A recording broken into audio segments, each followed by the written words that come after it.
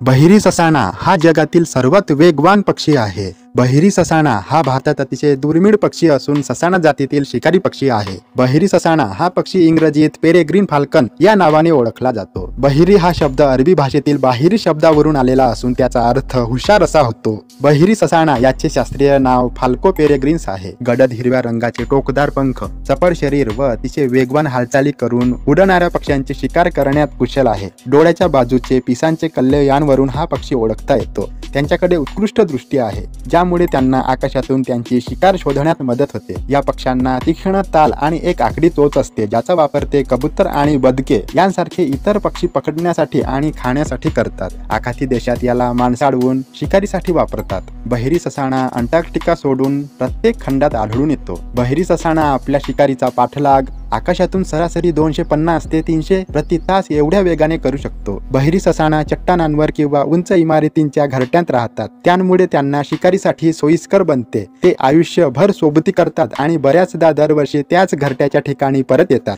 बहिरी ससाणा सामान्यतः 3 ते 4 अंडी घालतात, जी सुमारे 1 महिन्याच्या उष्मायनानंतर बाहेर पडतात।